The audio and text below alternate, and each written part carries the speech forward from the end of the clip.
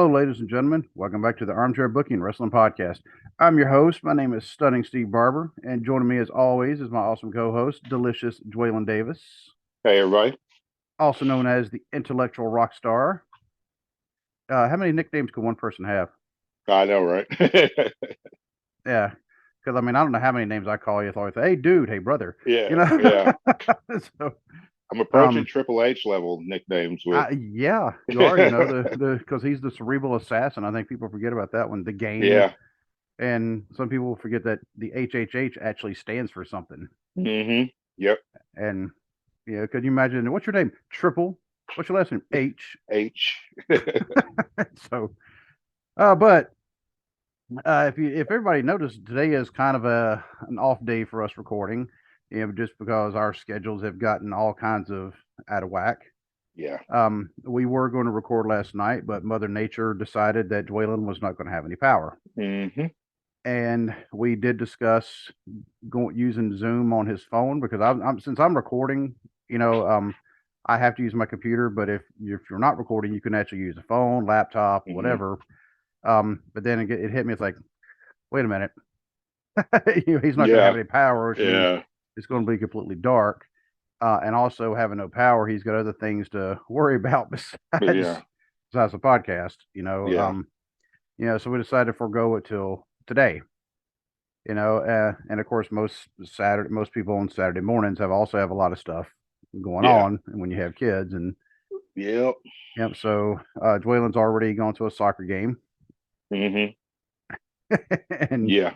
you know um and and I'll go ahead and say Dwaylon's been very, very busy this week because he has a brand new food truck that hmm they're going around. Is it just West Paducah, or is it Paducah, or It's all over Paducah, and then we're gonna stay in Paducah for a while, and then try to branch out some once we kind of get the kinks worked out and you know get everything going good. Then we're going to try to go to other places.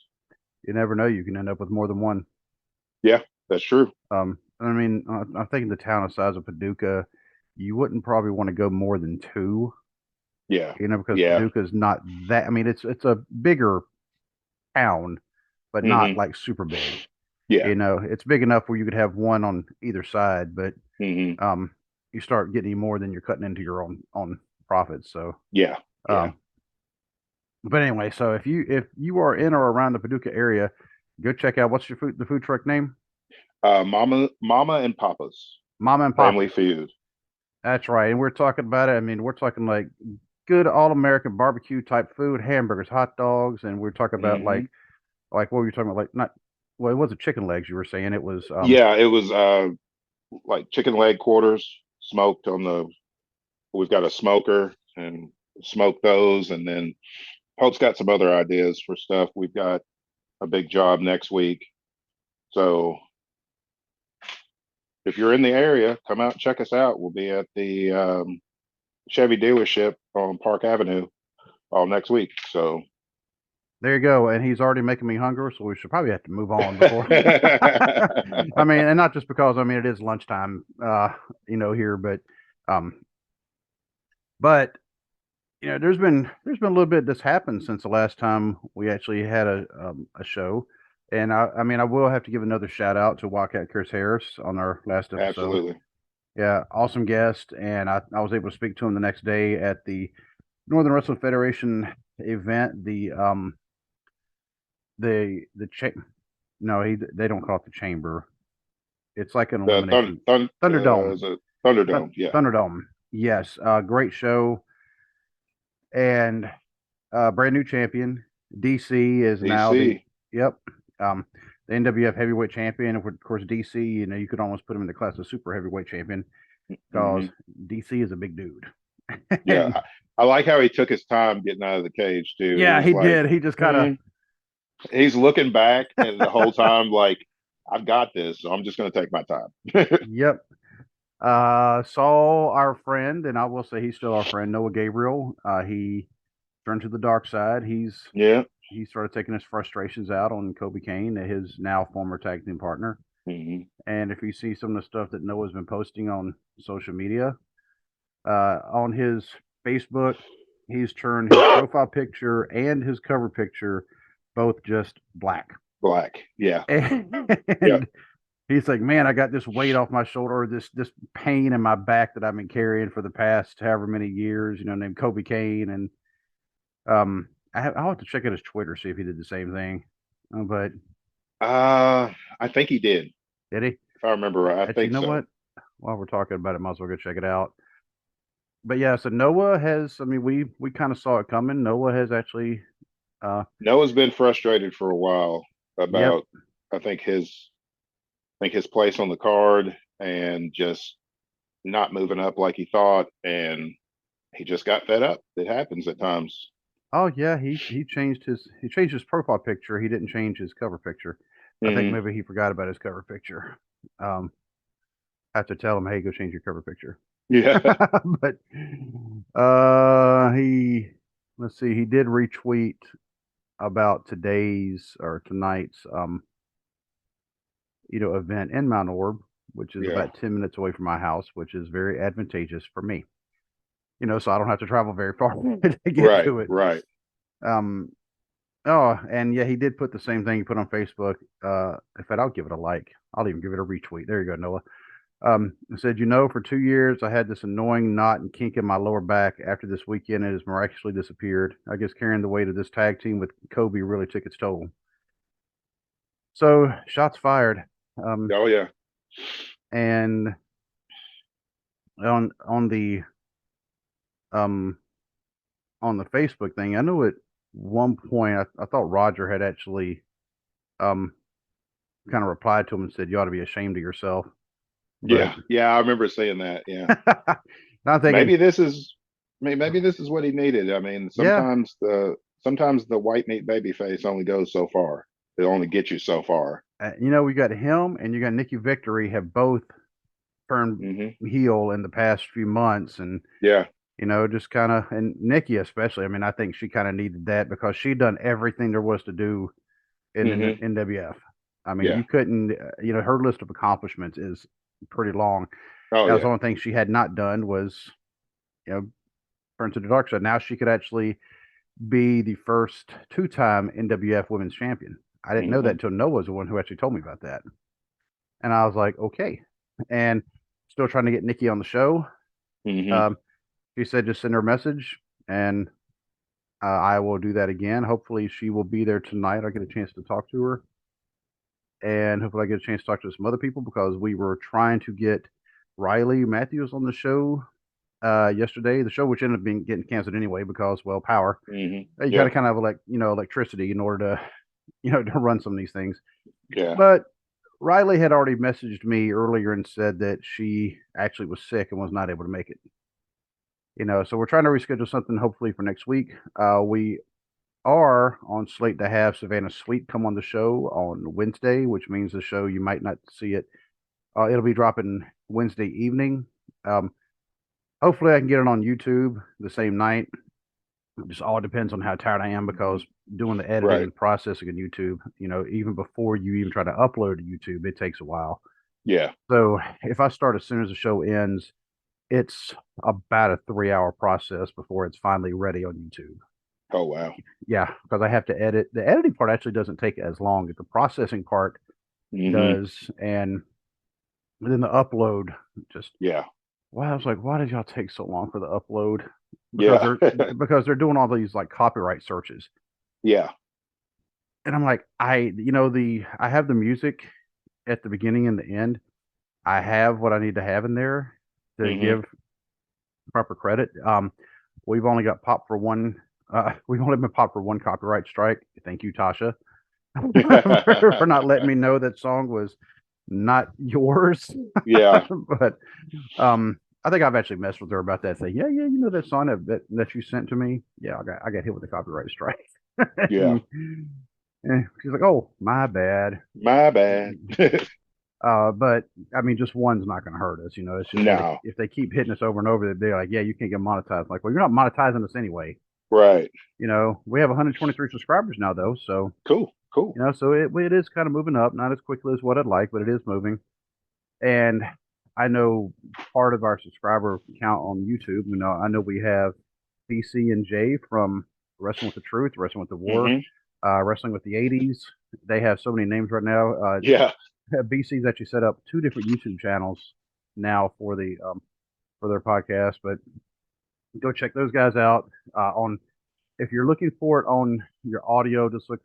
You might find it under Wrestling with the Truth, but you could also find it Wrestling with the War because right now he's doing a series talking all about the Monday Night Wars from the mid to late '90s. Doing a absolutely fantastic job with that because when I'm listening to some of those, even though I wasn't able to keep up with it when it was happening, because that was during the time I was in Japan, because they're running 95 right now. But some of the stuff I do remember, more or less watching videos about later on. And, you know, and so, yeah, I mean, but they still have a great show, and he has guests on there from time to time. He's actually talked about having, hopefully both of us, but at least one of us, he can get one or the other. I mean, he's happy with either one of us, if we can't both be there. So, and all that, but BC, because right now he is running solo. Jay's got some stuff that he's trying to take care of, and just like what we say, family comes first. Absolutely. And sometimes, I mean, you got to take care of stuff. You know what happens. But so but BC, he's doing a great job, and he likes having us on, and he's also been very supportive of both of our other podcasts. Yes. Namely the Intellectual Rockstar. Yep, the Intellectual Rockstar and the Cubicle Chat. He has actually been retweeting news about both of those. And for those of you who have not listened to Dwaylen's other podcast, The Intellectual Rockstar, go give it a listen. Because I am learning so much about Batman villains. And so I'm still doing that series. I actually got going to plan on recording several episodes today. I was so busy, I missed yesterday's drop, so I'll be dropping one later today, and then I want to try to get a few more scheduled. Because with the food truck, it's kind of keeps us busy all day, and so it's kind of. And see, this is one of the things when we realized that both Dwaylen and I were not working. That was just a wild coincidence that happened. Yeah. We're like, well, maybe we can record during the day. Yeah, that hasn't happened yet. No, not yet. So no. We're still trying to work out that. I'm still looking for work. I have dropped some resumes this week. I'm looking for stuff that is 100% remote. If anybody listening and knows of something 100% remote that I can do, but I'm going 100% remote. Preferably some type of analyst job, but really anything that I can use Excel because I am really good with Excel. I would say intermediate to advanced-ish, because Excel is such a dynamic program. You say, you're advanced or an expert. It's like, don't say it if you don't mean it. There are so many things you can do with Excel. I can do a lot. And some people would call me an expert at Excel. I'm like, I could probably do way more than the average person. If I had to say anything, I'm probably like in the top 10 to 15%. But man, it's like the top 1 to 2% of people. They can do.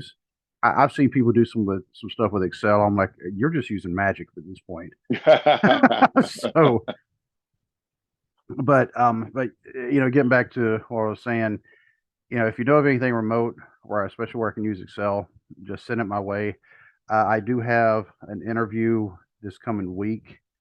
A friend of mine from the Air Force, he actually dropped my name and my email and phone number to somebody, to a recruiter who, she said, hey, send me your resume. And I did. And then I didn't hear from her for a week. And then she emailed me again. She's like, oh my God, I'm so sorry. I thought I had already replied to you. She's like, do you have time this afternoon? Sure do. After this time here. Nothing else. Then she replied again, oh my God, I'm so sorry. Got real busy. And so she's like, when are you available next week? I'm like, I'm available anytime with the exception of this one day where I have a dental appointment. And so, of course, that happens to be the day she sets up the interview time, for not long after the dental appointment. So I do have an interview there. The recruiter for the job that fell through 2 days before my last job, was ending. Yeah. She also contacted me again through email and was asking about a job that right now it's actually location based. I mean, it's on site in Atlanta. She said, but if they were to go remote, would you be interested? And I looked at him like, yes, but there's some caveats there. Yeah. I was like, I'm just reading over this job description. I said, yeah, it's an analyst job, which is cool, but it's for dispatch. And I've Mm. never, the closest I've ever Right. come to dispatch was helping our dispatch at my last company with some of their reports and helping them with Excel Right. in the pivot tables. And I said, not only that, but when the education requirement says high school diploma and you have an MBA, it's like, okay, you're going to be taking a huge pay cut, Yeah. and not Because only you're that, overqualified. because you're overqualified. And that's one of the things, bachelor's on up, I'm usually pretty good, you know, um, because a bachelor, have an MBA, but you go into a job that requires a bachelor's, that's not that big of a deal, you know. Right. But you're jumping up from high school diploma, essentially 3 levels up because you go associates, bachelor's, master's, and then all of a sudden it's like, ooh, they may not hire you because you might be overqualified, and therefore Mm-hmm. you would, or have, um, you would be able to pull in more money, and not necessarily with them. It's just saying that you run the risk of leaving for somewhere else where you would be able to pull in more money, and so Right. that's where the overqualified. Um, and eventually, we're going to get to talk about wrestling, but it was a certain ex girlfriend of mine from Hopkinsville who actually explained that concept of being overqualified to me. Okay. Yep. And you know who I'm talking about. Mm-hmm. Yep. Um, because she worked at Hopkinsville Community College at the time because she was a student there, so she had one of the student, jobs there. Mm-hmm. And I had been let go and laid off from a factory I was working at, and so I, of course, went through the unemployment office, and I was put in this. It was like a 1 day class or 1 night class. We was basically taking this test for a job with a factory that was going to be opening up there in Hopkinsville, and the job was going to require like welding and some other stuff, Mm-hmm. um, and then of course, I mean, I blew through the test and thought I did pretty good. And they said we're only going to select like 10 people, and Yeah. there was probably 50 of us in there, and I'm thinking, okay, bam, I blew the test out of the water, seemed pretty easy. I was not one of the people picked, Oh, wow. and I'm like, what the crap? And she said you scored too high. Like, Mm-hmm. what?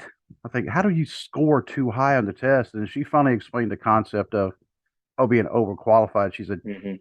She's like, you scored high there. They're afraid that you're going to take because it was a welder's job, that you're going to learn everything they can teach you about welding And then take it and somewhere then else. go Yep. somewhere else.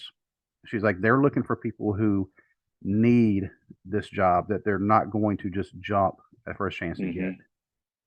I'm like, okay. And plus, they want somebody that they can train their way that doesn't have all the qualifications Right. already. So, they're getting a blank slate, so to speak. Yep.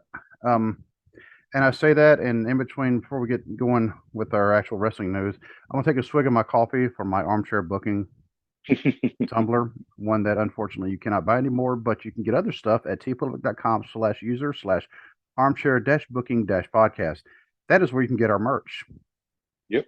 So if you're watching this on YouTube by now, hopefully you've already seen like the scrolling marquee that I have going through there, because it has that website and our email address going at the same time. You'll probably see that about every 10 minutes or so. You'll see that scrolling across. At least that's how I try to set it up. Right. But in between that, you'll also see the it's not links, but it'll actually give you the usernames for this podcast on Facebook and Instagram and TikTok and Twitter, and of course YouTube. If you watch on YouTube, I mean, you don't really need that, but I just put it on there Yeah. anyway. Why not? But you'll also see Intellectual Rockstar, and you'll also see Dwalen's actual Twitter. And I try to get Big and Fat on there as well. Has so many. I mean, on there. Sometimes I'll go to. I think I've actually skipped it a couple times. I need to make sure I get it on there, and I also need to make sure I have the correct ones, because when first time I put Intellectual Rockstar on there, I still had at fat_daddy73. Oh, okay. I didn't notice it until the next episode, and I was like, crap. So, but either way, go and check those out. All our merch store, all our social media. By the way, email us at armchairbookingpodcast@gmail. Give us show ideas, give us your feedback. And if you go onto Apple Podcasts, if that's your preferred platform, you give us a 5-star rating and a review, I'll read it on the air. If you're on some kind of platform where you can give a rating but not a review necessarily, take a screenshot of the rating and then email. You can email either one of us or both of us, or you can send a message through one of the social medias to somehow get it to us, and we'll also read that on the air as well. But now, on to the real reason everybody came to join us, all about wrestling news. And unfortunately, got to start out on a sad note. A couple days ago, and we saw this coming because it had been the news that he was in ill health. Former WWF heavyweight champion, superstar Billy Graham, WWE Hall of Famer, unfortunately passed away. Yeah. Yep. 79 years old. If you want to talk about somebody who was a big influence on some of the biggest stars. Oh, wow.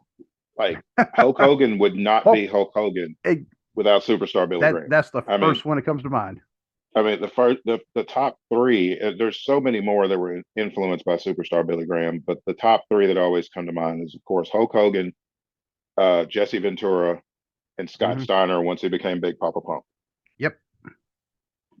Because I'd seen somewhere on YouTube, I forget the channel, but they were talking about, his influence, not just on particular wrestlers, but on the sport itself. It's like he was bright Technicolor in a time where everybody was used to everything being just black and white and cut and dry. Then here comes superstar Billy Graham with the tie-dyed tights and the bleached blonde hair and the physique and everything. And it was just really, it was like a breath of fresh air for pro wrestling. It was something new. Even though I despise the term sports entertainment, he was the first sports entertainer. Yep. That's exactly what Triple H said about him when they inducted him in the Hall of Fame in 2004. So, I mean, we're talking like an earlier induction into the Hall of Fame. And you talk about somebody that really should have been first ballot, first year. Oh, yeah. Yeah. But Andre the Giant, who, by the way, Andre the Giant's birthday, I think it was yesterday. Andre the Giant was the first person ever going to WWE Hall of Fame, and he was the only person who went in that particular year. Right. But if you want to have a list of other people who should have gone in, or who would, if they were going to do more than one person, who would have gone in, superstar Billy Graham was, he would have been in there. And regardless of how, of course, it's been well documented, his thoughts on the company, especially later in his life, and his thoughts on the business as a whole. But regardless of that, he should still be celebrated for his contributions to pro wrestling, because a lot of our favorites would not exist without superstar Billy Graham. The charisma that he also brought to the interviews. Oh yeah.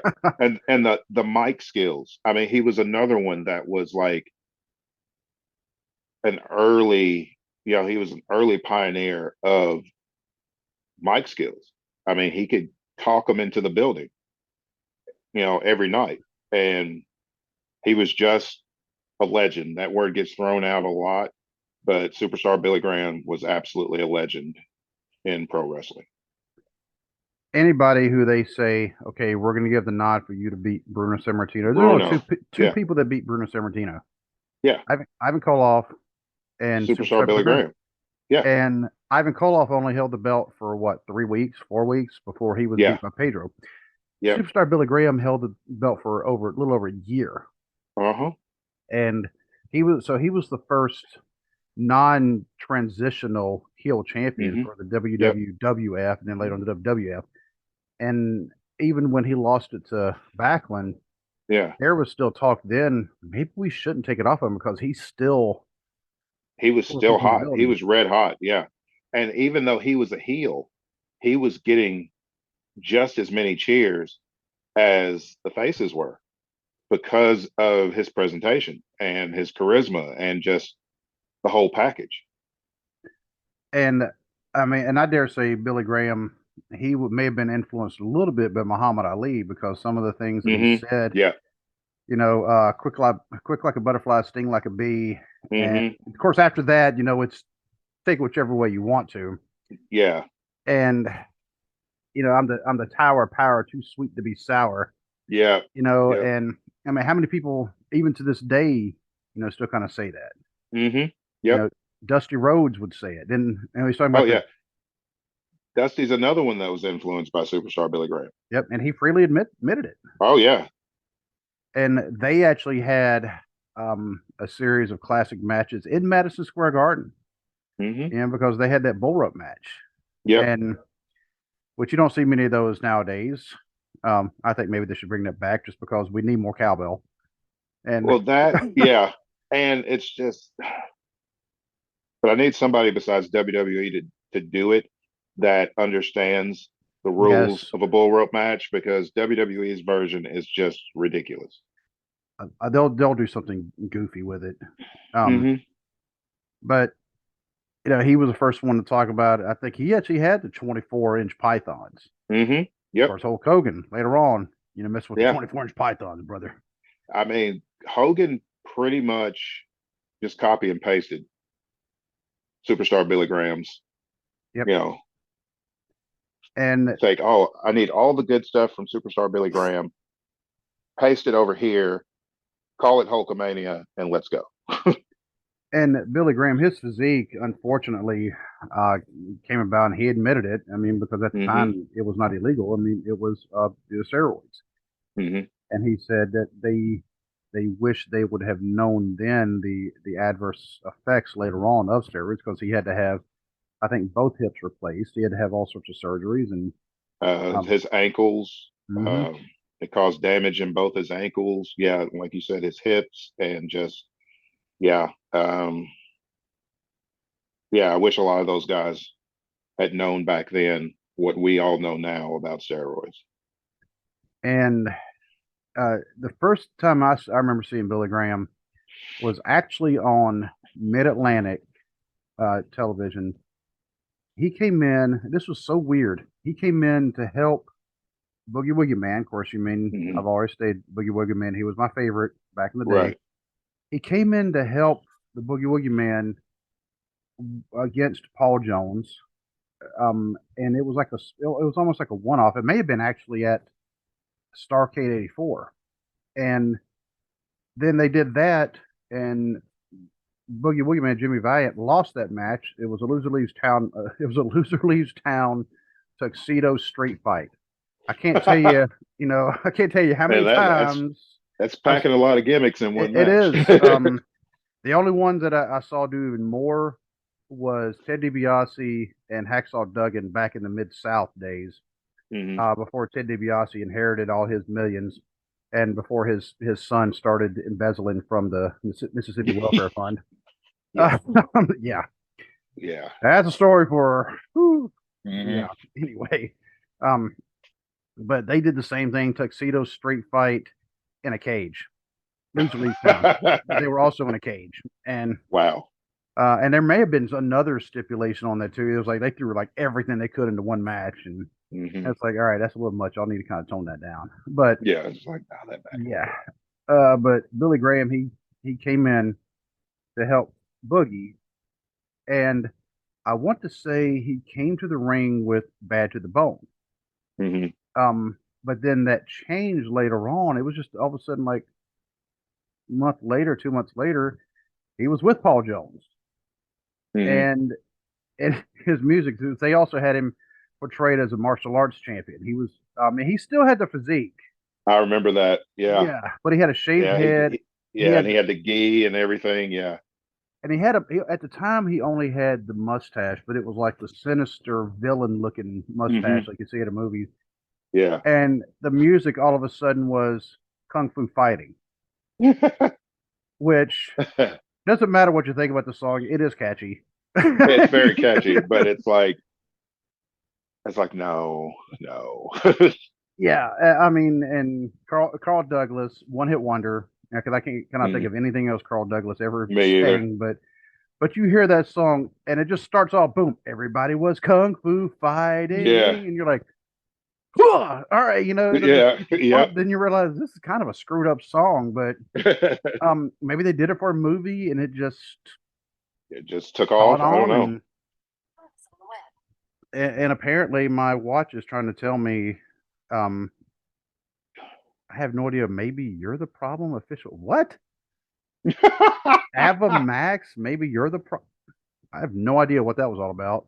Oh, wow. My watch, yeah. She's kind of possessed apparently, but then he was there for a bit, and actually, I want to say he teamed with Abdul the Butcher, and the reason I bring that up because we were talking about his Billy Hmm. Graham statements later on. Yeah. Um, but then he disappeared again, and then he showed back up in WWF, and he had the real thick goatee, Hmm. the what you call it, the Van Dyke and the goatee, all that together, Yeah. Yeah. and and it was actually real thick and bushy. It's actually kind of Yeah. impressive. Yeah. And he was back there, and he was wearing the tie dye again. He was Yep. not doing the martial arts thing again, but then he had to have real life hip replacement surgery, and so they Hmm. showed him in these vignettes, him like trying to climb up these mountains and cliffs in Arizona, because that's where he was from, was Arizona. Yeah. Yep. And um, and that you could tell. I mean, he was at the tail end of his career because like his health can't, his body can't take Yeah. any more of this punishment. Yeah. He was a manager for Don Morocco when Morocco had his second run That's in right. I forgot. WWE. But real name was Elmer Wayne Coleman, and he actually changed his ring name in honor of the Reverend Billy Graham. Okay, because Hope asked me if that's where he got the name from, and I'm Yep. like, I'm not sure. I'll have to tell her. She was right. Yep. Because that was one of the things. It's kind of hard to necessarily tell somebody's. We always say it's their real personality cranked up to 11. Uh, Hmm.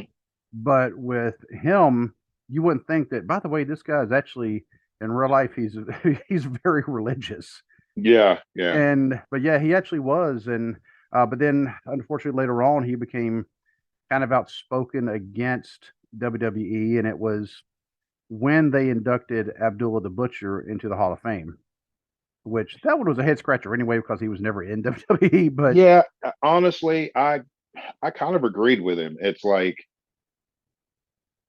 I get inducting WCW athletes, that may have not necessarily. A lot of them worked for WWE, but there are some that didn't. But WWE owns that tape library. They yep, own everything to do with WCW, so it makes sense. But inducting like Abdullah the Butcher made no sense because he never had any dealings with WWE. right. Um, and And I mean, I'm not saying anything bad about Abdullah, but it's not. Abdullah wasn't one of those wrestlers that pushed the business forward. He had one niche, and mhm, he always stayed in that particular spot. And it was, the precursor to hardcore wrestling. It was mhm. violent, but that's what Abdullah was about, and that's the only thing he was about. It wasn't about moving things forward. So I don't know. A Hall of Fame induction for Abdullah was a little, yeah, I was kind of scratching my head about that one too. Yeah, and with Billy Graham, he said a bloodthirsty animal, and it because it came out that Abby had Hep C, but he kept it a And secret. they kept it a secret and then kept bleeding all over people in these violent matches. So yeah, that's not cool at all. Right. And now he ended up losing, his other business because he had Abdullah's House of Ribs and Chinese, or Chinese and Ribs, or whatever. He had a couple of locations in Atlanta, and he ended up losing those. He had to close down because they're like, hey, the owner's got Hep C. It's like, don't eat there. Nope. Yeah.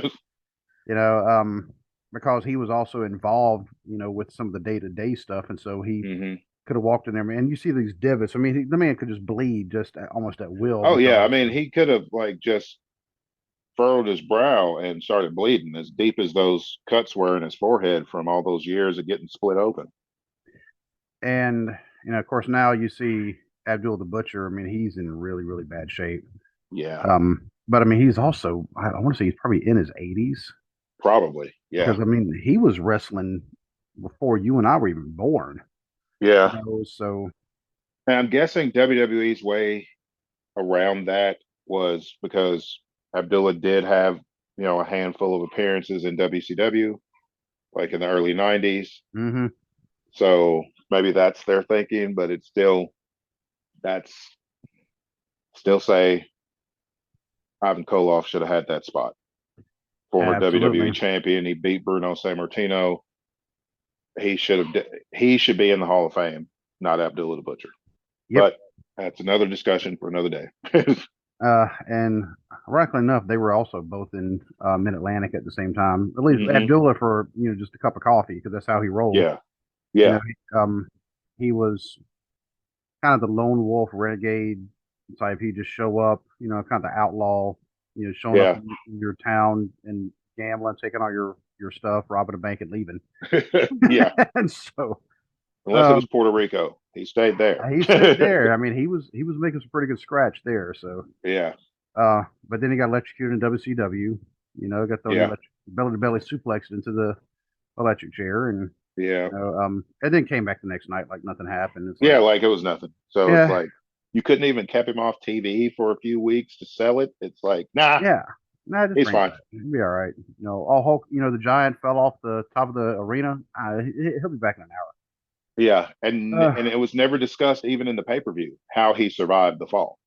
Yeah. It was just like, oh, the giant's back. All right, cool.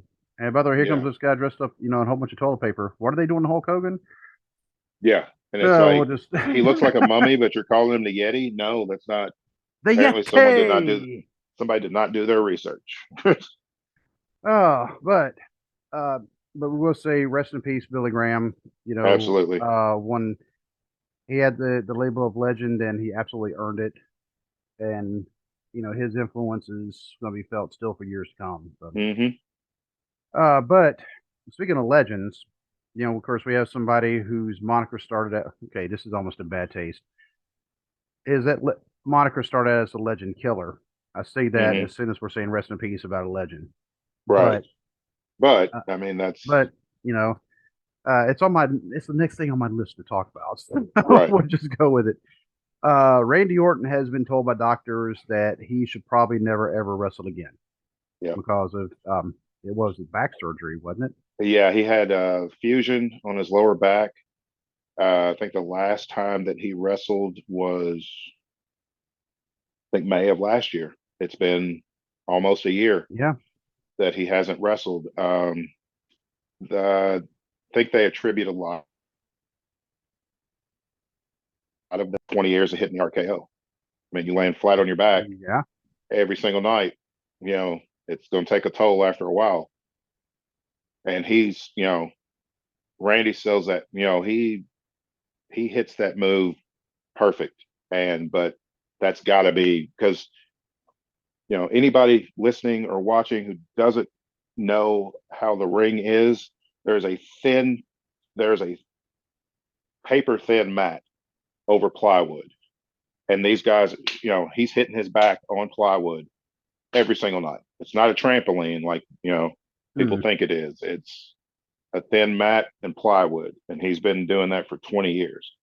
If they had any kind of padding up underneath that mat, it's also really thin, but it's not to give cushion. It's to make sure that the actual fabric stays flat.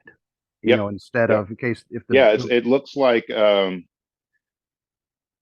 type of stuff you put on your bed to yep. kind of cushion. It's just like a flat little thin piece of foam over the wood, and then the ring apron, the ring mat is put over top of it. Or like if you were pull up the carpet in your house, Yeah, that little yeah. thin layer there. Mm-hmm. That's Yep. not to say the same kind of stuff, but yeah, you're right. I mean, him doing the RKO night after night, sometimes multiple times in a night. Yeah. Yeah. I mean, you can kind of compare it to Hulk Hogan. Him having to have so many back surgeries because of him doing the leg drop Yeah, night and after the night, hips. Yeah. and the Night hips. after night of he said if Hogan has gone on record saying if he knew what he knew then what he knew now, he'd have come up with a different finisher because he's like I did not realize the wear and tear that just simply dropping a leg on somebody Yeah. would do. But yeah, night after night, and Hogan was 300 plus Mm-hmm. and dropping, and he didn't just drop it. I mean, he would bounce off the ropes and jump and drop it, and bringing 300 pounds down on your hips and lower back is not gonna for 30 years is not gonna bode well for you. Yeah, because I mean, you're talking about that jar motion because you're coming right down on your rear end, Mm-hmm. and so all that impact's going to be moving straight up your spine. Yep. So it'll definitely affect your neck. I've read stories about people who actually they slipped, landed on their butt, but like Mm-hmm. basically broke their nose because of the impact. Oh yeah. It went straight up their spine. Yep. And with Orton, and nothing Orton did was subtle. No. Hogan was very slow and methodical, except for when he Yeah. wrestled in Japan. But I mean, Hogan Yeah. didn't have to be quick and flashy. He just had to throw a No. boot in their face and then drop the leg, and that Yeah. was it. Um, Randy Orton, I mean, was explosive. Yeah. And And when they say RKO out of nowhere, I mean he was literally hitting that thing from angles that you'd never think it could be hit. yep.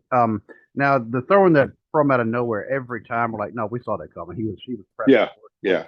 for it. So, because I remember the one time I actually tweeted, hit the RKO just like we always thought he was going to, and I tagged you Yeah. and Conrad Thompson. Conrad Thompson Yeah. actually retweeted it, and I was like, Yeah. there you Like we go. know So it's like we know it's coming, but I mean there were a few that were like, they wow. literally they were Like definitely out of nowhere. when he hit Evan Bourne with the RKO when he was coming out of the shooting star. Yep. Uh, he hit that one. There was another one, WrestleMania when he was When facing it Seth said, Rollins. Hit that one. Hit one on Dolph Ziggler at I think it was Night of Champions back in 2012, maybe. He went from a power bomb position to an RKO. okay. Like Dolph jumped at him. Orton caught him, tossed him up, and RKO'd him. And of course, the RKO, we knew it even before that as the Diamond Cutter. It's the Diamond same move. cutter. Yep. The only thing I'm ever going to give Clown Shoes credit on, John Laurinaitis, for people who don't know who Clown Shoes is, he was the inventor of what is the RKO or the Diamond Cutter. It was called the Ace Crusher. Yep. He invented that in Japan. And you hate giving him credit because he is Clown Shoes, but I hate giving him unfortunately, credit because he sucked at everything else, but he gave us that. yes. Hey, boss. Am I as Yeah, good as my brother? No, you're not as good as your brother. Your brother's literally absolutely a not. road warrior. Yeah, You're not as your good as him. brother's literally a living legend, Yeah. and you're not. Yeah. And you know what? Stop staring at your stepdaughters because, Yeah, creeper. yeah. Um, but they used to advertise the diamond cutter same way. They could just hit it from out of anywhere, from any angle, any time of the match, and that was in WCW. And then of course later on, Randy Orton with the RKO, it was same thing. The Diamond Cutter, I like the Diamond Cutter, always did, but I like the RKO better because the Diamond Cutter there was too much setup. I mean, Yeah. you saw it Yep. coming from a mile away because he had to get them in a certain position to be able to hit it. Orton, and that just goes to the difference in the athleticism between DDP and Orton. Orton's athleticism let him hit it quicker and from different angles then DDP could hit the Diamond Cutter. And I don't, I think if Diamond Dallas Page ever tried to RKO, oh my God, I Randy? just,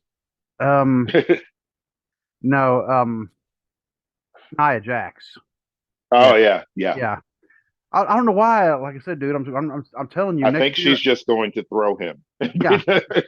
But Randy Orton was able to RKO Nia Jax during the Royal Rumble. Yeah.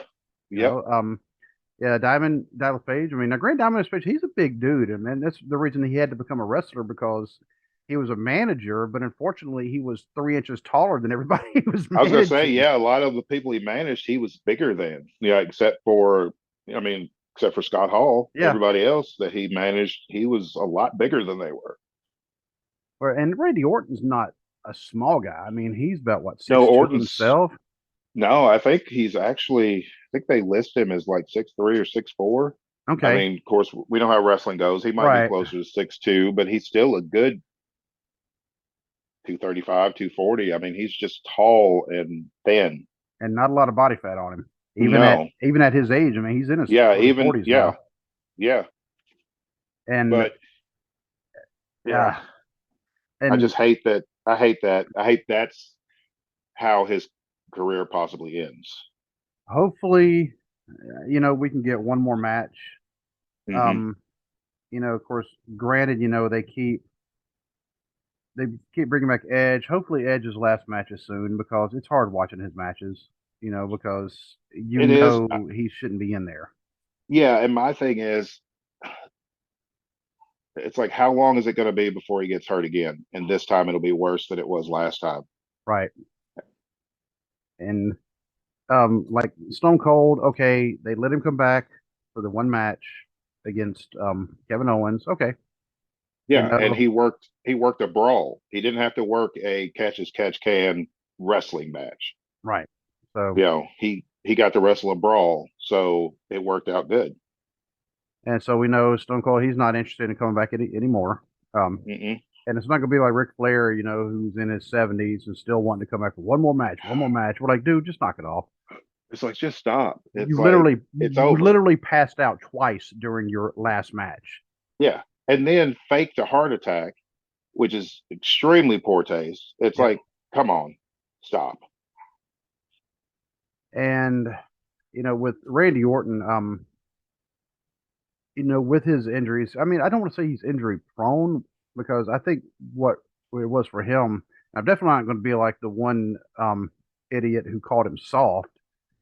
And so Randy No. Orton showed up on his show, Yeah. and then it was legitimately, he was pretty mad. Yeah. And Yeah. he said, "You're going to keep calling me soft?"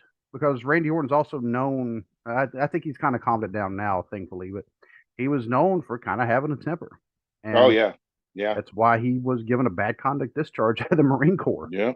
They Um, even played into his bad temper as a character trait, like when he was like the psycho version of mhm. Orton, where he would just snap and attack people and then not remember doing it and things like that.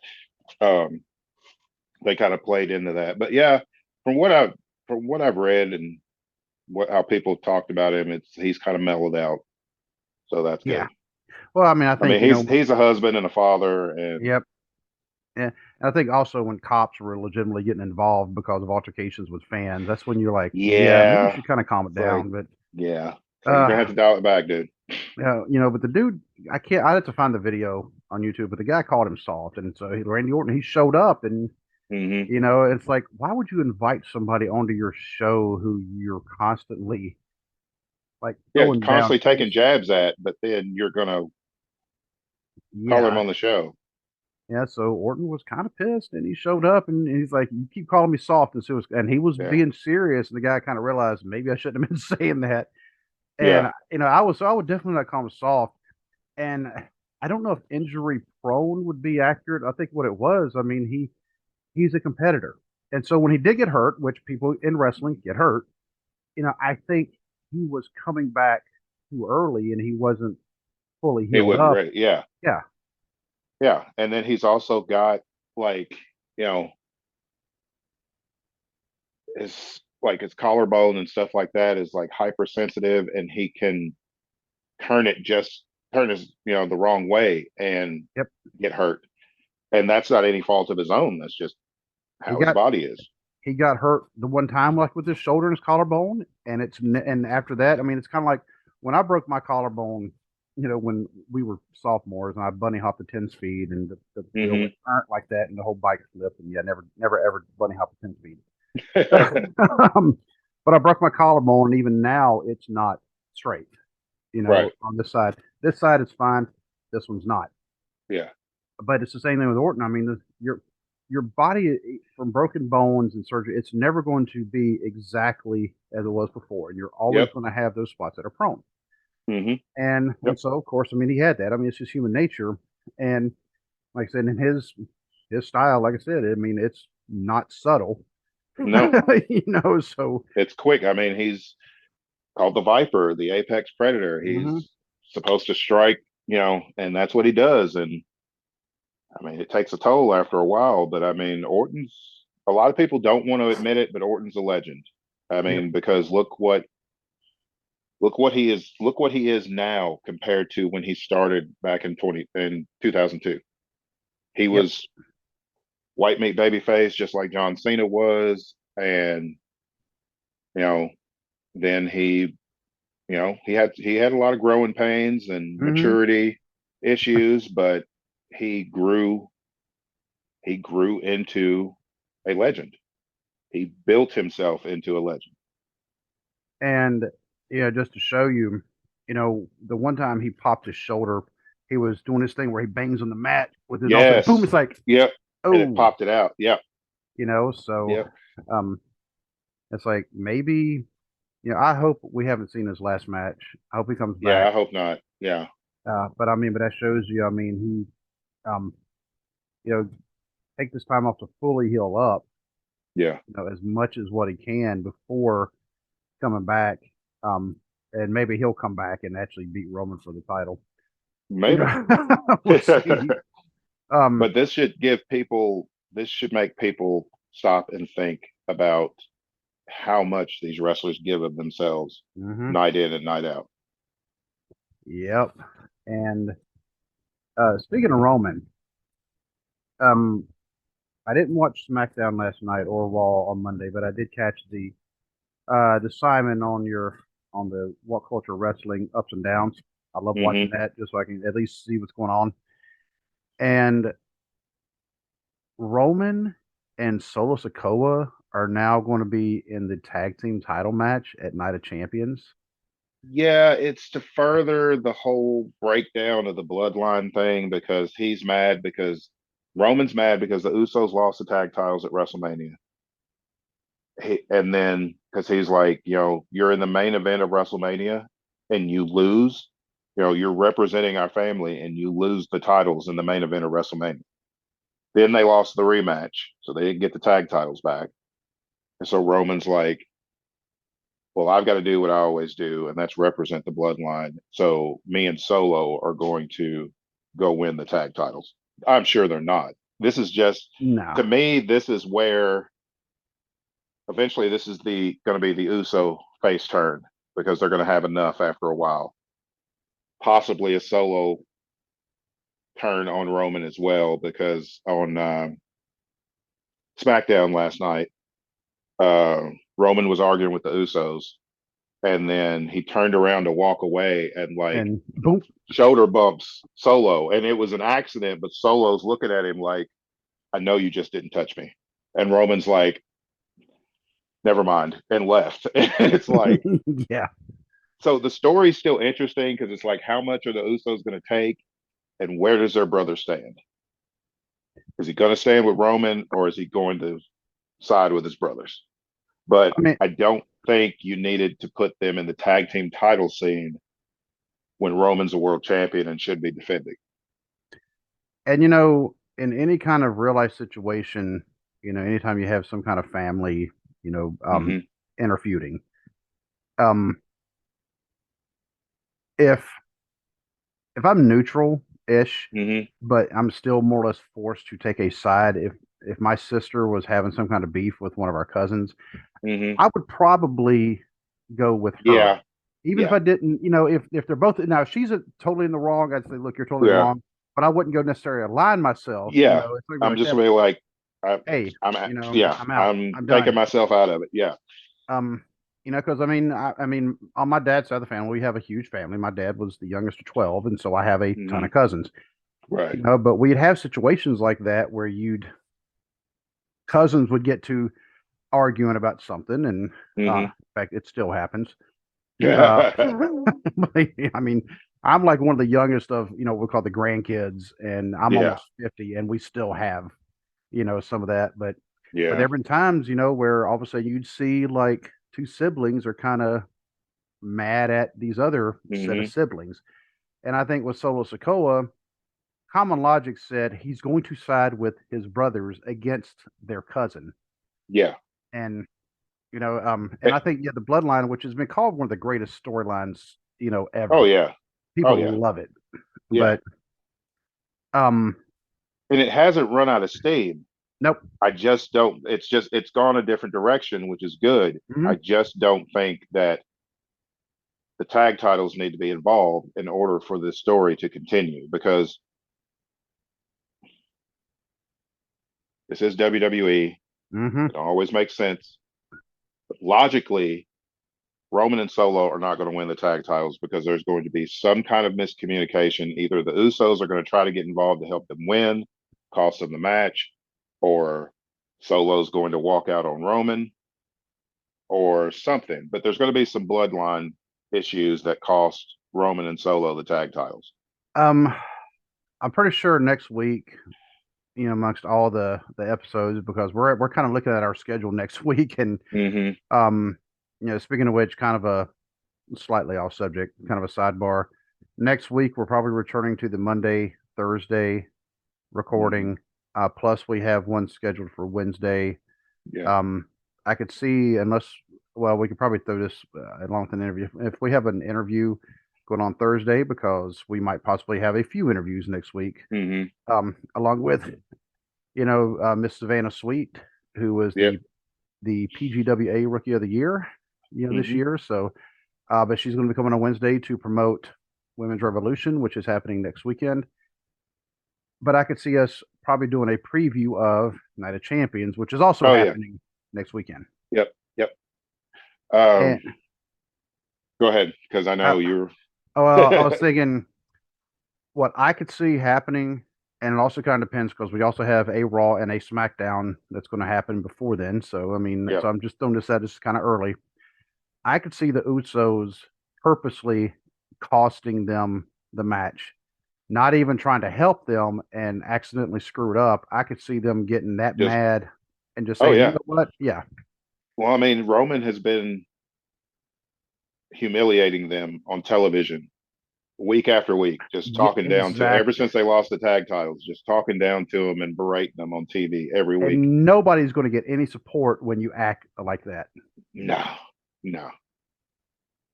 So, So another interesting thing, which we've talked about a lot, is Sami Zayn's no longer banned in Saudi Arabia. yeah, I actually had to look up what exactly happened there, and the ban on Syrians entering the Mm-hmm. company entering the country Yep. was lifted. Yeah. Yep. And So go yeah, ahead. so it's safe for Sammy to go. Of course, Kevin Owens is his best friend. He always stayed away from the Saudi shows in support of Sammy. Of course, they're the tag champions, so we'll see them in Saudi. Yep. And the only Saudi show Kevin Owens has done was the Greatest Royal Rumble. Yeah. That's the only one he's done, and Yep. he stayed away out of support for his best friend. Mm-hmm. And right now, there's only 5 matches that are scheduled. I Mm-hmm. can definitely see more being added. Oh yeah, they're going to add more, but they'll book them last minute like they Yep. normally do. I just don't like. Here's the thing: it's called Night of Champions. my thing is, if you're going to call it Night of Champions, then every title should be defended. So Roman should be defending his championship. I mean, you're crowning a new world heavyweight champion on the show. So why is your current world heavyweight champion not defending his title? Instead, exactly. He's in a makeshift tag team with his cousin, chasing the tag titles. It's like there's no intercontinental title match as of yet. Actually, there is. Oh, is it? Is Gunther Mustafa and Ali? Yep. Is he getting his title shot at Matt? Yes. Okay, he's getting it Night of Champions. What about the United States title? That one's not on there. Which to be honest with you, I don't have an issue with that one not being on there, but the only reason why is because it's the US title. So Yeah, you defend it in the US. in the States. Yeah. In the States. What Just about? Like, I never liked the European title being defended in the States. That one should be defended in Europe. Intercontinental though, that's go ahead. I never liked the European title being defended in the States, and I didn't like the European title not being on somebody from Europe. Right.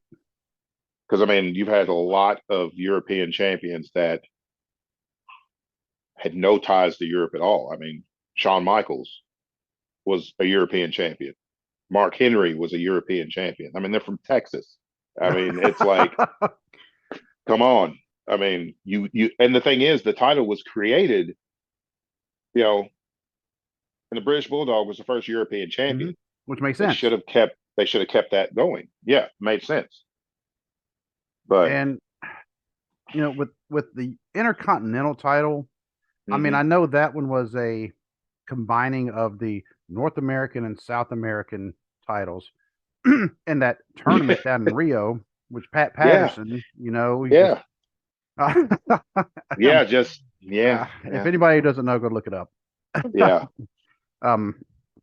But that was the combination of those two continents, and but I mean, it's like almost a world title, So we can defend it, well, because guess what? Saudi Arabia is on another continent. It's I want to say Saudi Arabia is considered to be Asia.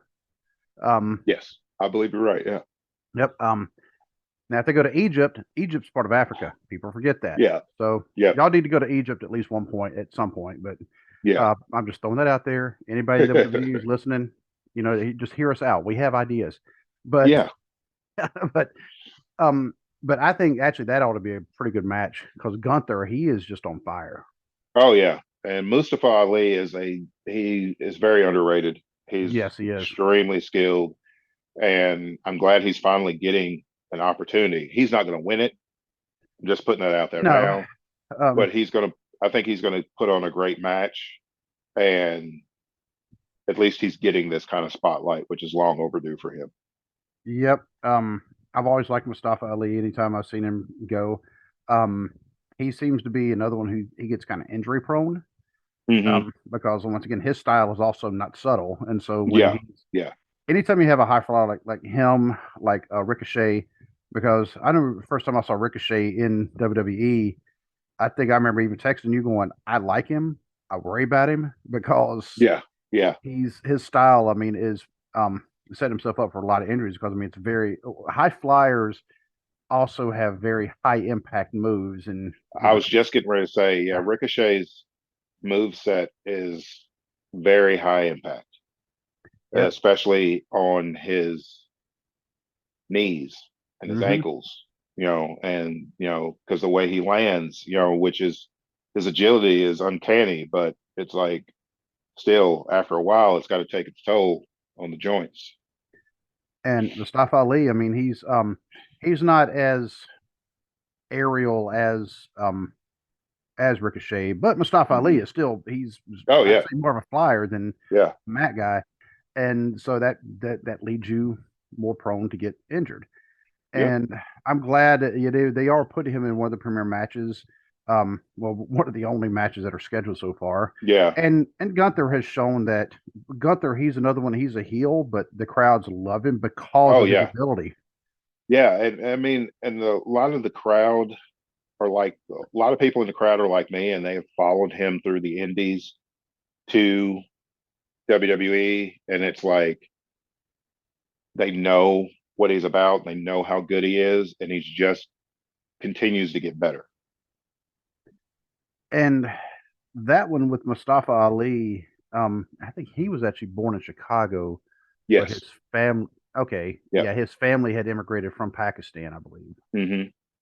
Yeah, he was born in Bolingbrook, Illinois. Um, oh, his real name is Suburb of Suburb Chicago. Yeah. Adil Alam. Okay. Um, son of a Pakistani father from Karachi. Oh, and an Indian mother from New Delhi. Oh, Didn't okay. know that. Okay. Interesting. Um, so that's like Romeo and Juliet in a way. Yeah. Yeah. In Um, a way, yeah. so and if people don't know, just look up the history between the two Yeah. countries. It's not a great one. And I have friends from both. I mean, literally, I Right. have friends from both Pakistan and India. And they don't have an issue, with. Yeah. But anyway, um, but with Mustafa Ali, with his family being very devout Muslim, Mm-hmm. and he's also a baby face, Yeah. he's going to be getting some serious cheers over there. Oh, yeah. Absolutely. Yeah.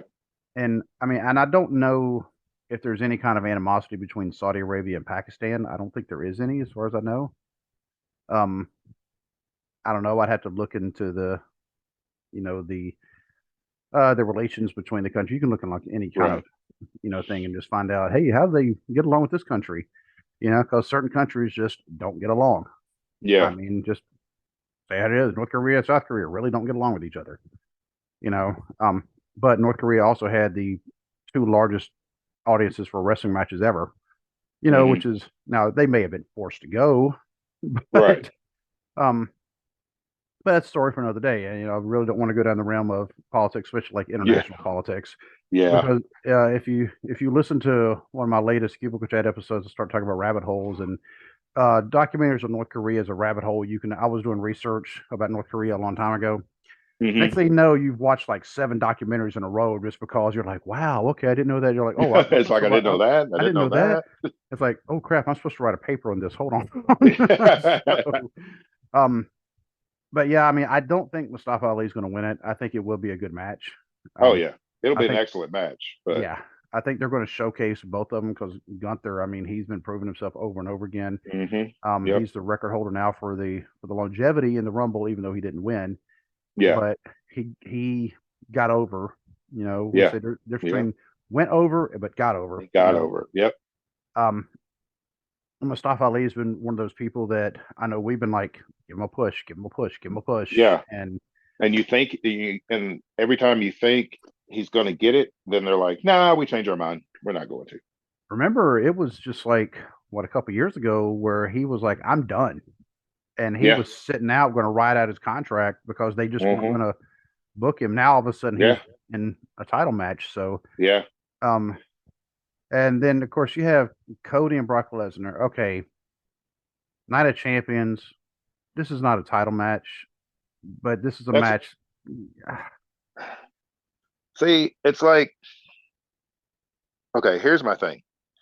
If they'd have just kept it as Clash of Champions, I wouldn't have had a complaint because Clash of Champions in WCW, you didn't always have every match was not a title match, Right.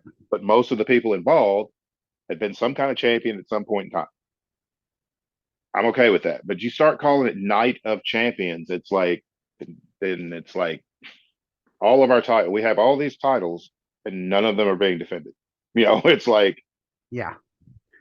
why have them all if they're not? I mean, unless they book it in this next week, we don't have a SmackDown women's title match. We don't officially Oh, have. we had the Raw ones. Do I was we? about to say, Do we have the Raw one? Have they yeah, booked that? Bianca and Asuka. Here's the thing, too. Okay, the draft is over. The rosters are set. Why? Why is Bianca, who's a SmackDown star, holding the Raw Women's title?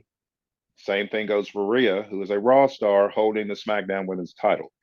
If you're going to do the stupid title switch, just switch them so that everything makes sense.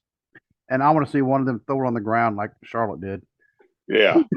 And Which was not in the script at all. no, it wasn't. That's why Becky was just like, and it's like, And who was the tall woman? She Sonya was Deville. Sonya Deville, and she Yeah. looked at she pick it up, and that was also Yes. not she That, was yeah, it serious. was, Pick it up. yeah. Yeah. And Charlotte had a lot of heat on her that night for pulling that crap. But Yeah, and that was extremely unprofessional on live television. I wonder if her dad actually got onto her about that because he was all about being professional, even Yeah. you Yeah. know, when he was Nachin, but Charlotte being the legit athlete she is, I mean, she's Hmm. pretty tough. Yeah. I don't think she could take Sonya Deville. No, I don't think so either. No, Not with that MMA background. No. no. If you forget about her, because I mean, you already have Ronda, who by the way And came back, Shay, and Shayna. yep. You had Ronda who came back with a terrible drop kick on uh, Raquel Rodriguez when they attacked her on Raw. It's like all of a sudden, it's like I don't know if she was trying to do a drop kick or like a sliding kick or a super kick and she slipped and fell. I don't know what she was doing, but Ronda's still terrible as far as pro wrestling goes. Ronda's still terrible. This is the smartest move that they have done is put her in a tag team where Shayna can do the heavy lifting because Shayna is a quality professional wrestler. Oh well, see now, they don't have the match set, but I have a feeling it will be set. They're going to have almost like a scramble or a four-way It's gonna be tag a it's match. it's gonna be a fatal four way is what it's supposed to be. It's for the vacant again the vacant WWE Women's Tag Team titles. It's gonna be Shayna and Ronda, Raquel and a partner of her choosing because Morgan is legitimately injured. Okay, that's what I Uh, was going to ask. Is that legit yeah, or is that okay? yeah. So From she what is I legit. understand, it's legit. Um, and she's going to be out too long for them to keep the titles. Hmm. And then it'll be Sonya Deville and Chelsea Green, and then Bailey and Io Sky because Dakota Kai is injured. Okay. Um. Yeah. So they're talking about. I guess that's going to be. I don't know if that's going to be at Night of Champions or if that's going to be It's on supposed to be on Raw in like 2 weeks, so it's going to be like I think the after. night after Night of the Raw after Night of Champions. Instead of just putting it on Night of Champions. Sorry, people. Hmm. This is my rant about WWE booking not making Yes. sense. And now, segue to that, they still do not know who is going to be the world heavyweight champion. They still have no idea. A week away from this show, who's going to be the world heavyweight champion? Because they're leery to put it on Seth Rollins now because Seth Rollins is having to miss shows because he's filming a Captain America movie. Here's the thing.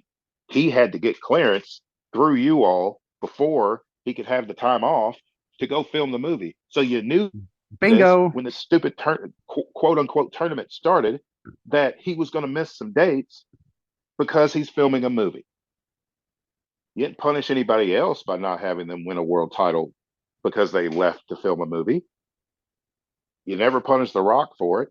You never punished John Cena for it. You never punished Roman Reigns for it.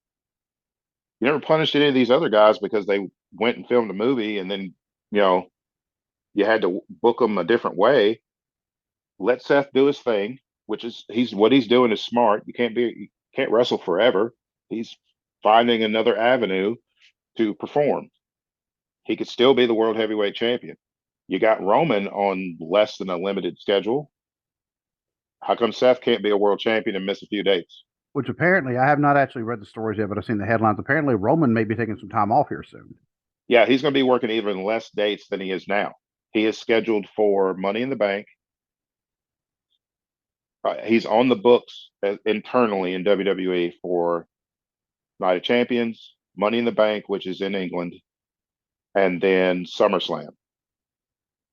After that, there's nothing on the books for him for a while. And he's not scheduled for TV every single week either. So it's like, and I don't blame Roman. I mean, he carried the company on his back through the pandemic and beyond. You know, best run of his career, best run of a lot of people's careers, honestly. Yeah. Um, you know, he was able to reinvent himself after that horrible babyface run that Vince just kept pushing down people's throat. Well, suffering succotash. Yeah, and they offer you a limited contract for big money. Who's not going to take it? Yeah. I'd take it. I would. You mean I get to work less dates and be at home more and do other stuff that I want to do and make more money? Where do I sign? So, but it's the same thing. It's like Seth is filming a movie. Use this as promotion. One of your top stars is in a Marvel movie, which is that's guaranteed box office success. You say Marvel, and that is you're looking, and it's a Captain America movie building towards another Avengers movie. You're looking at $1 billion franchise, and one of your top guys is in it. So shut up, strap him at Night of Champions, let him do his work, and come back. And of course, here's the funny thing also about Roman taking the time off. When he beat Brock Lesnar, you know, we all kind of had the same attitude of, well, good, at least we'll have a champion who's actually wrestling in matches. And now it's kind of gone the opposite. All of a sudden, and Roman even said that in promos. That was part of the build to one of their title matches was Brock's a part-time champion and he doesn't respect the championship and blah blah blah blah blah. And now the roles are reversed and Roman's in the same position. And but it's like how you create this new world championship, you have this quote unquote tournament. You knew the guy was going to miss dates because he's filming a movie, but you book him to get to the finals. Now you're leery about putting the title on him because he's filming. What sense does that make? Hey, can you pause this for a second? Now that we pause for a second, so yep. Here's the problem with the world heavyweight title. One, we've said it numerous times on the show. It's not needed because Roman's walking around literally with 2 world title belts. Just split it and be done with it. But they've gone ahead. They've even made the new title. Okay. You don't have the world champion decided with a week left before the show to crown said world heavyweight champion.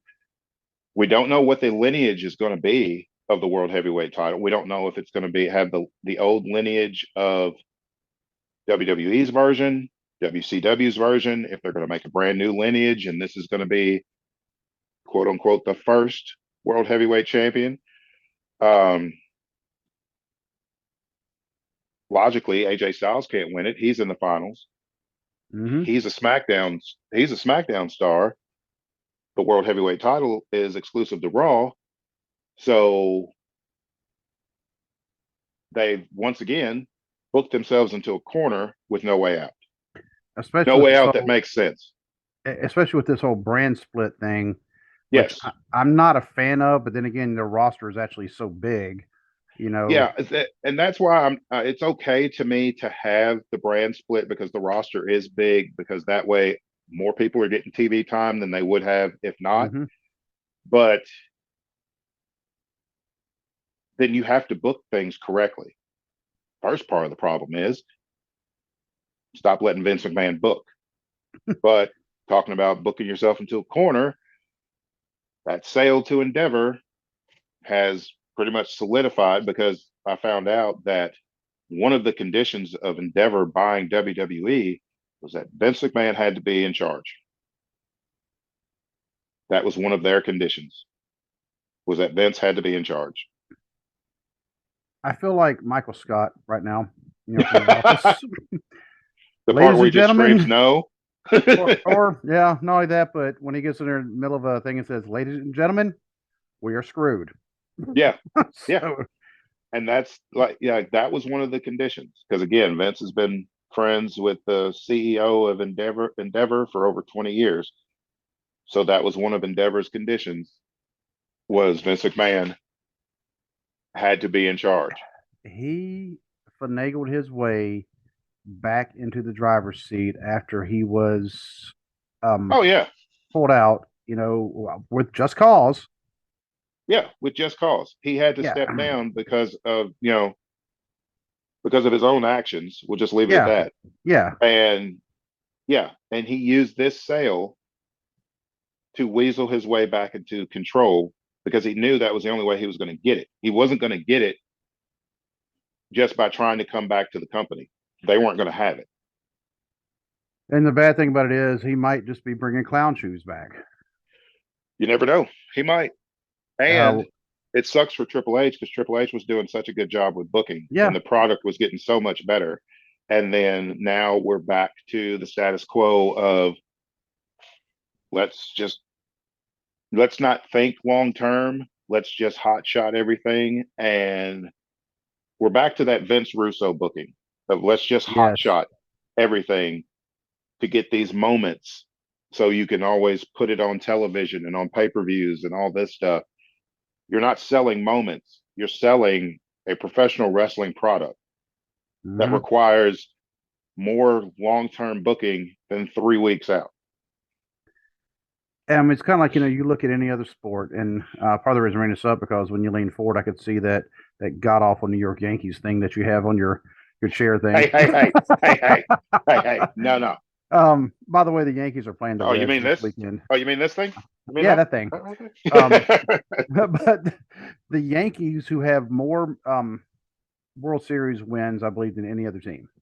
Yes, 27. 27. And they did. It wasn't just moments. It's been built up and built up and built up. Exactly. That's why the Yankees. I mean, have you ever been to New York City in your life? No, I have not. Hope has, but I have not.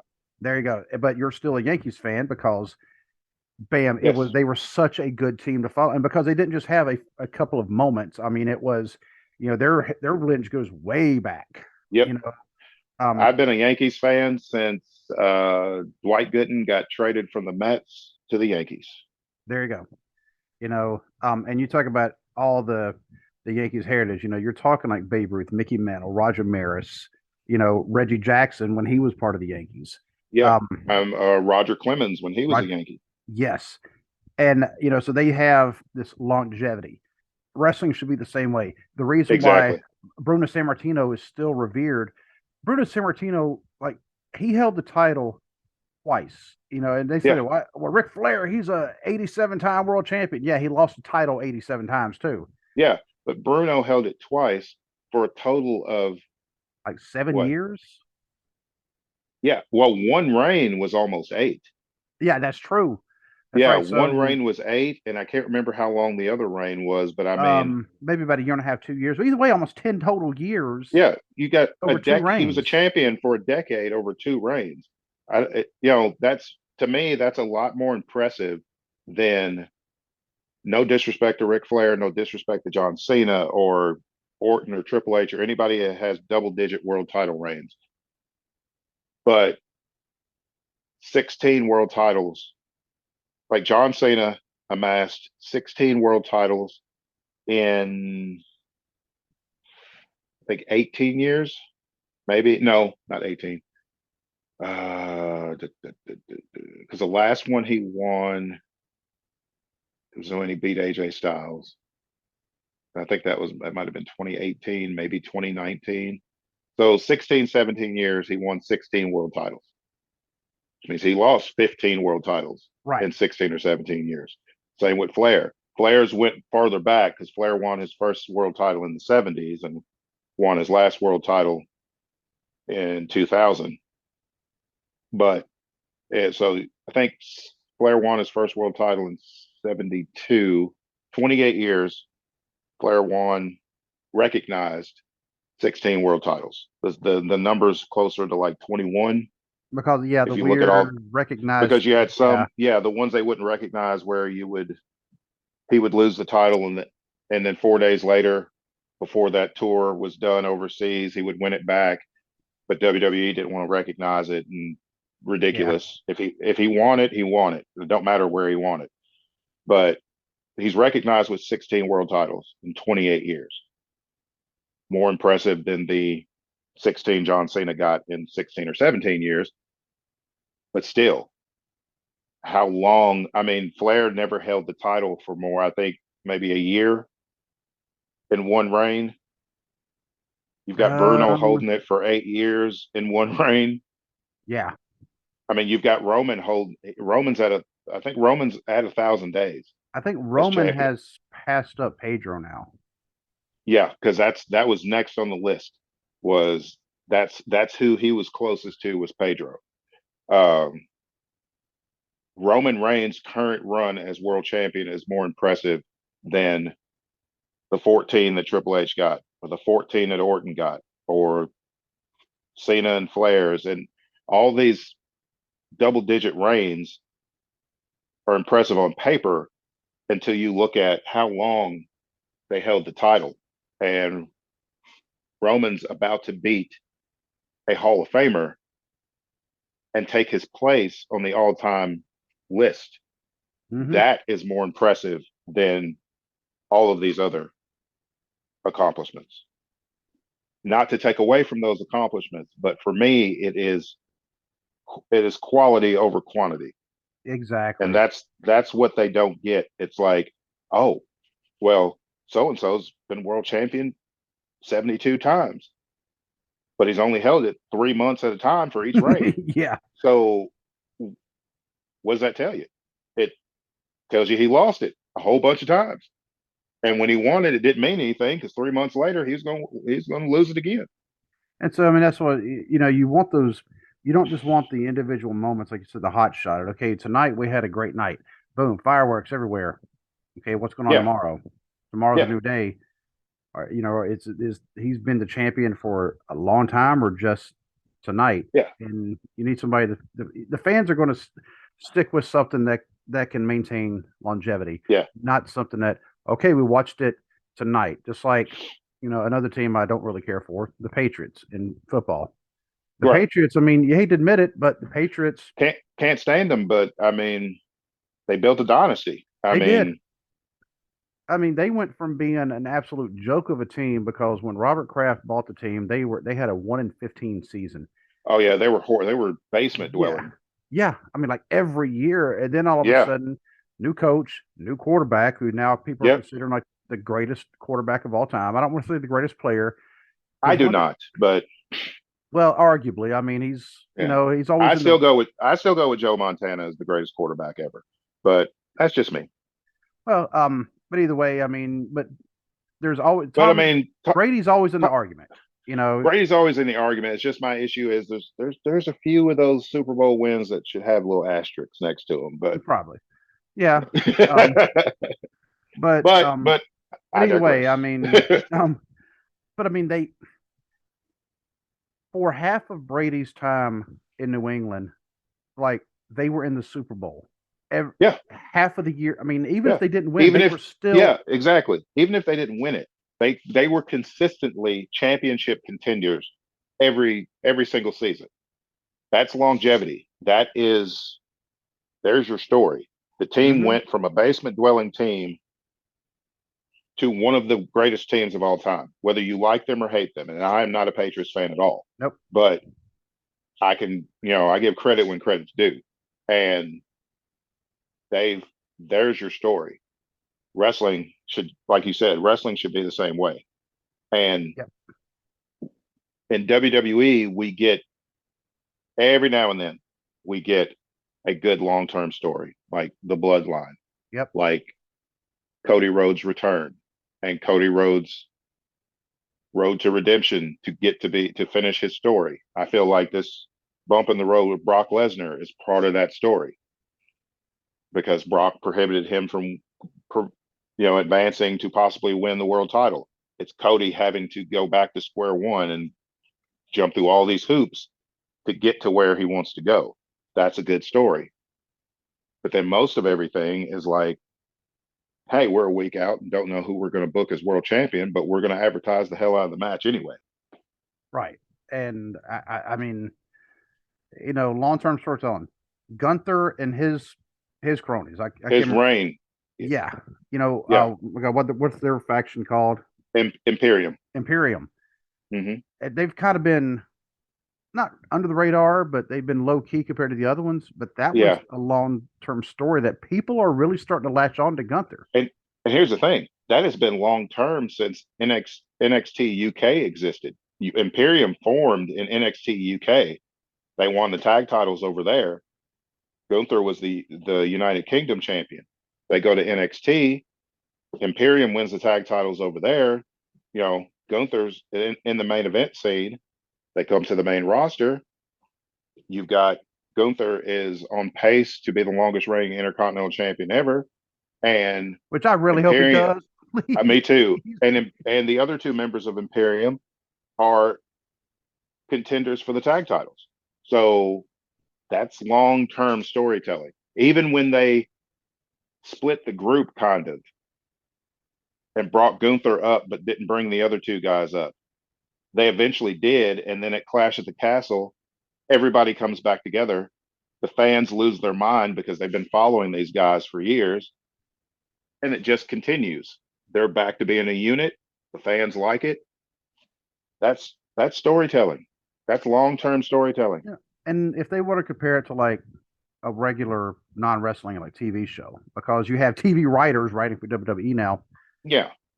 Sitcoms back like in the 70s and the 80s, every single episode was different. There was not necessarily a connection with the rest of them. And Right. my daughter has pointed that out. She's Mhm. like, so they had like this fire or something happen, in this one episode. They never acknowledged it again. I'm like, yeah, pretty much. Pretty much, yeah. Yep. Um, Because everything was supposed to get wrapped up in 22 minutes. right. A nice, neat bow. You take out the commercials, you've got about 22 minutes of a show, and they all, for the most part, unless you got an occasional two-parter, every conflict was resolved in 22 minutes. Exactly. It didn't matter what it was. I mean, Yeah. didn't matter how big of an issue it was. 22 minutes, you got to wrap it up. Because in Different Strokes, they never brought up that bicycle man ever again. Never. They never brought up the bicycle guy. They never brought up how Arnold and his friend were dealing with, the after effects or anything. Right. Nothing. They brought it up and then never brought it up again. Never brought it up again. Later on, when you had other shows like Friends, like Big Bang Theory, some of the other shows where they had these ongoing themes. Friends, yes, Ross and Rachel, the whole thing about they brought up stuff that happened like in the first and second seasons up, like in the last season. Big Bang Leonard Theory. And Penny. Leonard and Penny did the same thing. Same thing. Things that happened from like the pilot episode, they brought up in like season 9 or 10. Exactly. So I mean, they had these ongoing things that people could latch onto, like How I Met Your Mother, the whole, some of that stuff. Same thing. If WWE would actually focus on, okay, you're going to have TV writers and write it like that. Don't go back to, some of the old 70s and 80s TV shows where everything was wrapped up. You can't do that in wrestling because you got to bring the people back, because we weren't paying to watch those TV shows. We are paying to watch WWE. Exactly. Yeah. We're paying, whether it's you're paying your monthly subscription to Peacock, or you're paying, if you're overseas fans and you're paying for the WWE Network subscription because they still have the network overseas. Yep. Whether you're paying for live events, things like that, we're paying for this. Can I get a good story? Because it's not just the wrestling. For us, wrestling is like a soap opera. It's you have this amazing athleticism, but can I get this? Can the story make sense too? So a lot of times I watch it just to enjoy the match. But if the story's good, I'm going to be invested in that too.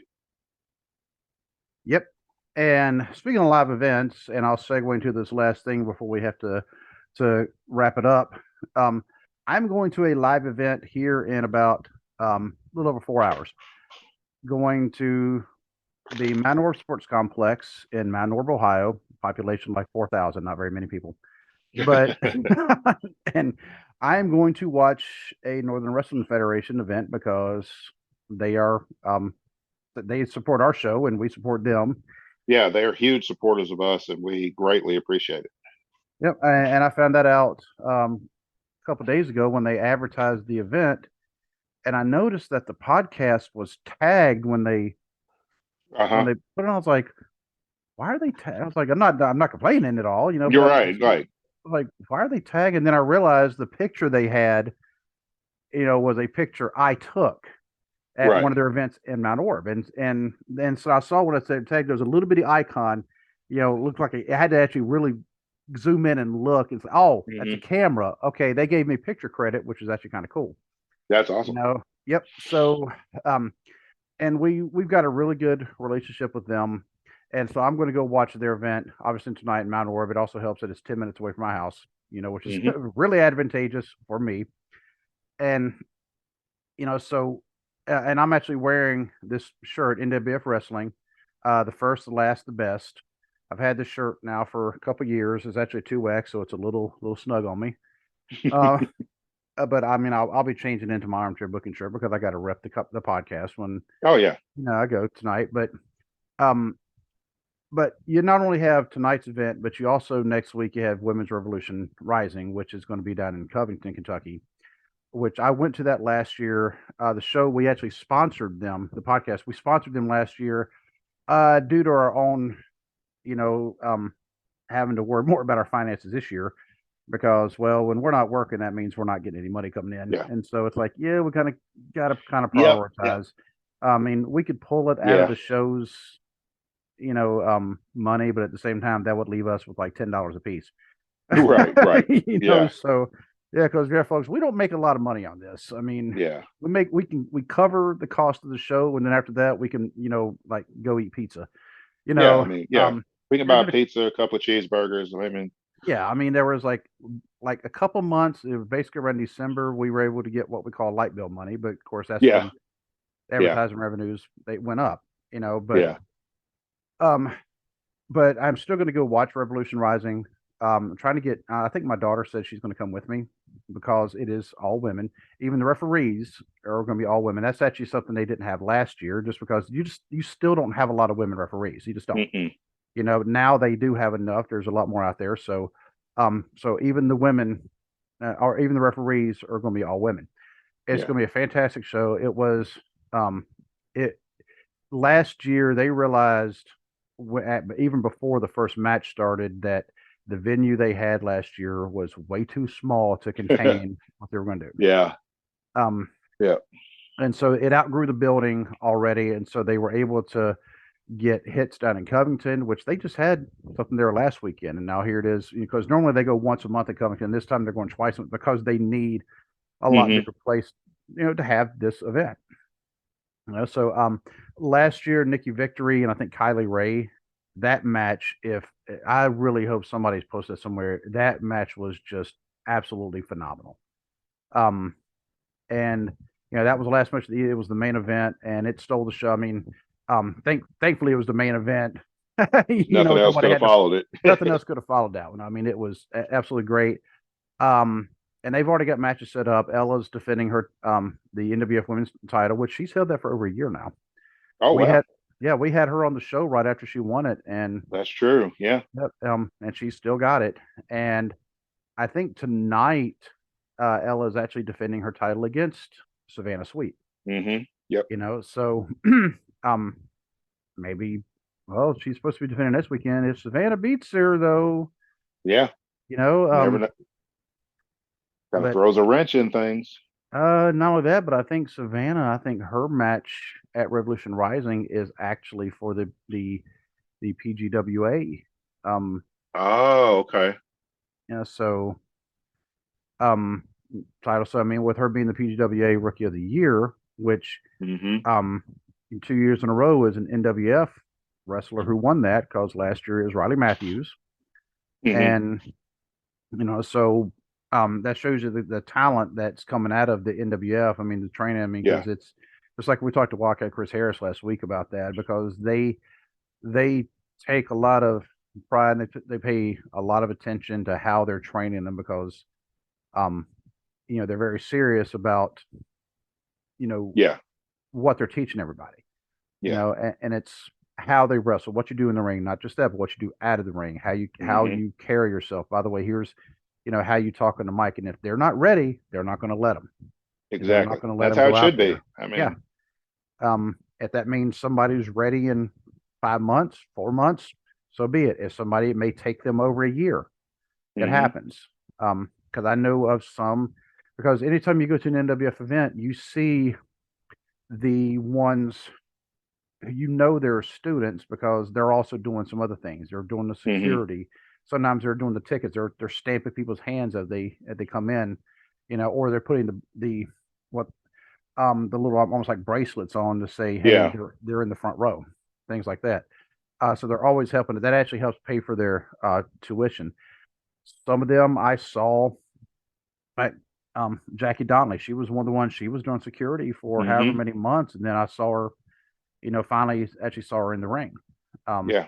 Another one, Elijah Allen. I had to think about it because I also know his actual name too.